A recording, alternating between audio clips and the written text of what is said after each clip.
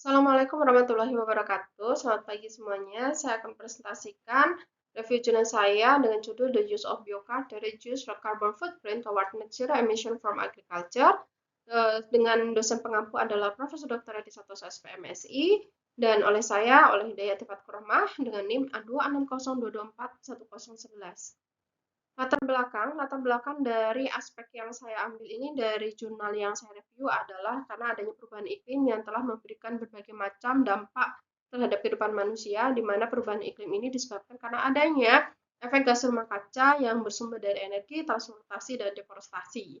Dan dari penyumbang gas rumah kaca ini adalah salah satunya sektor pertanian, di mana sektor pertanian telah menyumbang emisi CO2, CH4, N2O, sehingga diperlukan sebuah solusi dalam rangka untuk menekan dari gas emisi rumah kaca ini, yaitu dengan salah satunya adalah dengan biochar, di mana biochar ini melakukan mekanisme berupa penyerapan karbon tanah dan diharapkan dengan aplikasi biochar ini mampu menghasilkan emisi nol bersih. Jejak karbon dan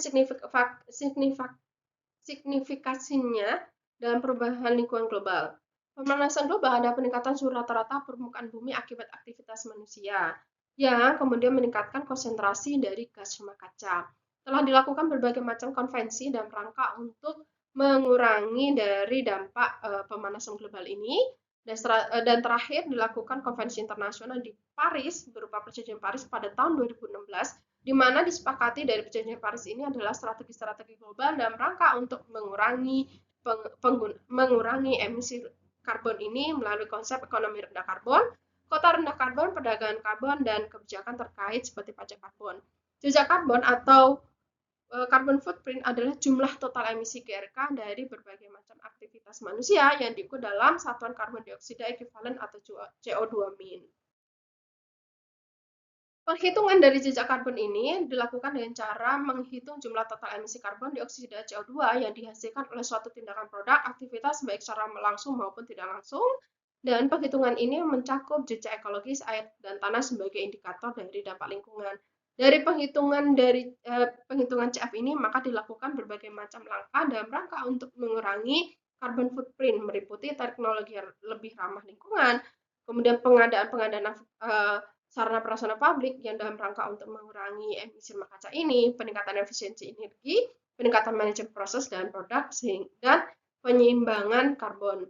Penghitungan CF dilakukan melalui penilaian siklus hidup, di mana LCA ini merupakan evaluasi seluruh aspek operasional suatu produk atau organisasi dan dihitung dalam satuan karbon dioksida ekuivalen CO2-min, CO2e dengan mengalihkan data emisi dengan faktor emisi standar.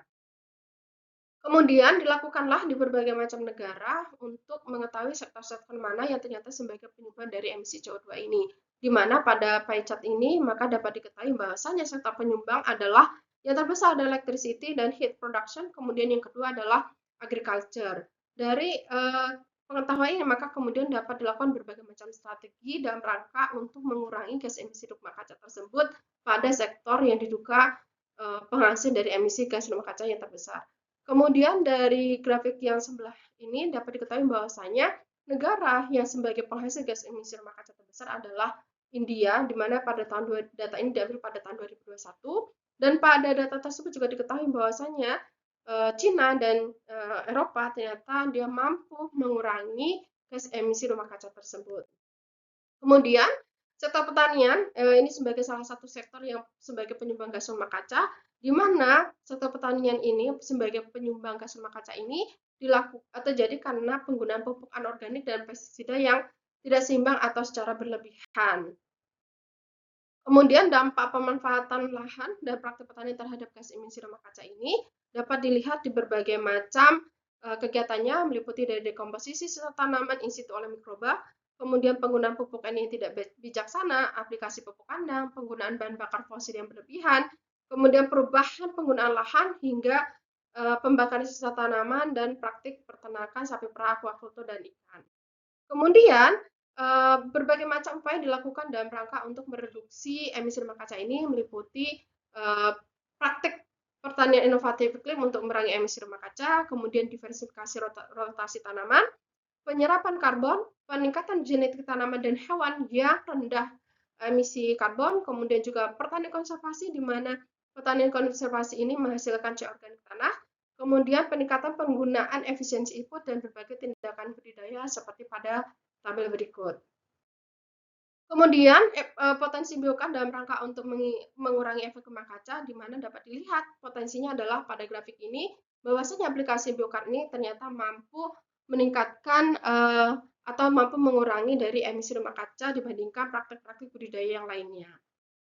Kemudian data atau meta analisis penelitian-penelitian terkait dengan bagaimana biokar ini mampu mengurangi gas rumah kaca telah dilakukan penelitian-penelitian, yaitu sebanyak 177 observasi dari 51 publikasi telah melaporkan bahwasanya emisi N2O itu mampu dikurangi dengan aplikasi biokar.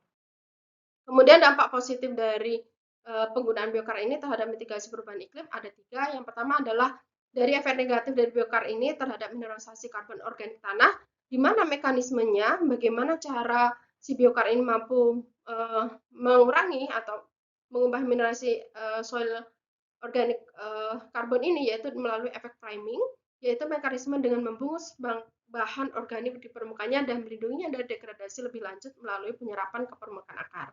Kemudian peningkatan stok C tanah dapat mengurangi albedo permukaan tanah. Ini juga telah dilaporkan bahwasanya aplikasi biokar ini juga mampu mengurangi albedo permukaan tanah. Kemudian aplikasi dari biokar ini menurut berbagai penelitian telah menunjukkan bahwasanya aplikasi biokar ini mampu meningkatkan laju pertumbuhan tanaman. Contohnya adalah pada penelitian Solanum lycopersicum yang dapat meningkatkan aplikasi biokar ini dengan peningkatan luas lahan sebesar 26% dan 36%. Kemudian kesimpulannya dari praktek biokar ini ternyata telah terbukti mengurangi emisi N2O dan CO2 pada lahan sawah. Sistem pertanian dan produksi pangan memainkan peran dalam mata pencaharian global, tetapi menghadapi tantangan keberlanjutan terutama terkait dengan perubahan iklim dan degradasi sumber daya lahan. Dan biokar ini dapat dilakukan sebagai salah satu inovasi dalam rangka untuk mengurangi emisi rumah kaca ini. Hanya saja perlu dilakukan sebuah penelitian lebih lanjut dalam rangka aplikasi dari biokar ini dalam jangkauan yang lebih luas sehingga dapat tercapai emisi nol bersih dari sistem produksi pertanian. Demikian yang dapat saya sampaikan. Terima kasih. Wassalamualaikum warahmatullahi wabarakatuh.